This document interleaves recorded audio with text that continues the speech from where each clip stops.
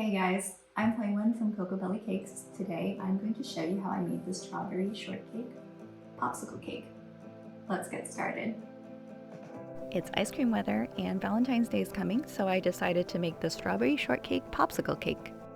Since this is a gravity-defying cake, I started out by building the structure. The bottom board is a piece of MDF covered by oil-proof cardstock with a hole drilled in the middle. I'm putting a threaded steel rod through the hole and securing it with 2 nuts. You'll notice that the board has little feet on the bottom. This makes space for the rod to come through and the nut to attach. They're just little pieces of scrap wood glued on. And those pretty fat ribbons you see underneath the boards are what I call cake seat belts. I came up with this idea when I had to hack together a way to transport really tall cakes without them tipping over. Once the rod is secure, add another nut where you want the bottom of the popsicle to be. Then add a washer. And on top of that, place this wood platform. This is a piece of wood cut to the length and width of the popsicle. Screw on a nut to secure, and this is what's going to hold up all that cake. I decided that I want to be able to hold this cake up like a real popsicle because I thought that would be really fun. And part of why I like doing novelty cakes is figuring out how to do crazy things like that. So in order to do that, I had to make the handle really sturdy. So instead of a traditional flat stick, I had to make it a cylinder. So I covered the bottom of the rod with Rice Krispie treats. A trick to help them stick is to put some melted marshmallow on the surface first. Once the treats are on, give everything a really good squeeze, like really as hard as you can. Also try to get the shape as best you can. If you have some odd bits, you can smooth it out with a lemon zester or a grater once it all hardens. Then wrap everything tightly with a plastic wrap to help hold it in place as it hardens overnight. Strawberry shortcake bars have a signature coating of cake and strawberry bits. I'm using the leftover Rice Krispie treats for the cake bits since the texture and the color are pretty spot on. So yeah, another part of what I love about doing novelty cakes is trying to figure out how to convincingly recreate something. So just tear up the little Krispies into little chunks.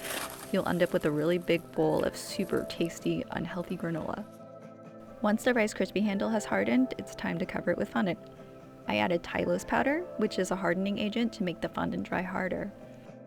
I'm taking ivory and tan fondant and marbling them together like this to make a wood grain. Isn't that pretty cool?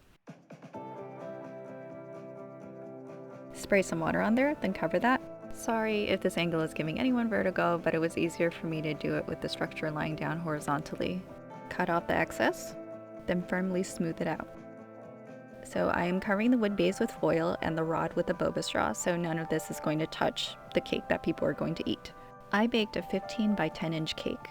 Then I cut it into 5 equal 8 by 3 inch pieces, and then marked the center holes. These layers will stack right on top of each other.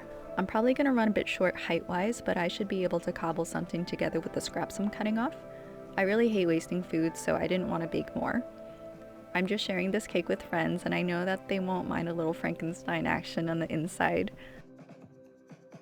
I'm stacking the layers using Swiss meringue buttercream. This type of buttercream is so smooth and silky and not too sweet. It goes really well with this type of cake. So like I suspected, I ran out of the perfectly shaped layers. Now I'm taking pieces and gluing them together with more buttercream. Since the cake is so narrow, I added paper straws on each side of that center support to keep it from falling over. Now that I'm happy with the shape, I give the whole cake a crumb coat. The crumb coat is a thin layer of buttercream that seals in crumbs and acts like a base layer for your final coat of buttercream. Think of it like primer before you paint, or a base coat when you're getting a fresh coat of nail polish. Once it's all covered, chill it in the fridge for about 20 to 30 minutes for everything to firm up. So the signature image of the Good Humor strawberry shortcake bar on its box has a bite taken out of it showing the middle pink part. I totally forgot to do this before, so I'm gonna cut that piece out and I'll be treating myself to a little snack. For some reason, this reminded me of what my mom said once when she was cutting a pineapple. So cutting a pineapple, if you've ever done it, is super tedious, and my mom does it in a way where she's cutting out each of those little spines or seeds to save as much of the sweetest flesh as she can. But she said as the person cutting the pineapple, she always knows which are the best pieces and she treats herself to those, so I am treating myself to a little snack while I'm doing the hard work. Now that the whole cake has its final layer of buttercream, we can get on with the coating. So now I'm taking the Rice Krispie bits and just sticking them on there. If you look at strawberry shortcake bars, you'll notice that the outside is more of the cake colored bits than the strawberry bits. And yeah, the things that you'll notice when you really stare at them. So I'm applying a whole bunch of the Crispies, then I'll be adding the pink bits in a few select spots. The pink bits are cake where I dyed the batter a bright electric strawberry color. It was a mix of hot pink and red. I probably only used less than a cupcake amount of cake, but I made a whole 6-inch layer, so more snacks for me, I guess. When I got to the back part of the cake, I ran out of Rice Krispie treats and I also ran out of patience, so I just started throwing straight up Rice Krispies at it.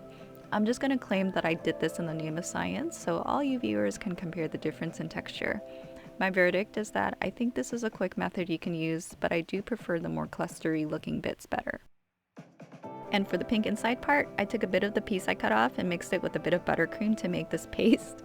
That might sound gross, but that is literally what the inside of Cake Pop is. Just put that on there and then shape it. And we are done. Oh, and if you want to pick this up like a real popsicle, just unscrew the bottom nut and pull it out of the board. But like I said before, if this is something you really want to be able to do, I would recommend making the handle out of a dowel. How random is this? It's like, ooh, flowers, giant popsicle. My girlfriend's got a kick out of this cake and it went really well with our very pink theme. If you like this video, you can share it with your friends too. Or subscribe to see more fun cake projects and tutorials. Until next time, happy caking!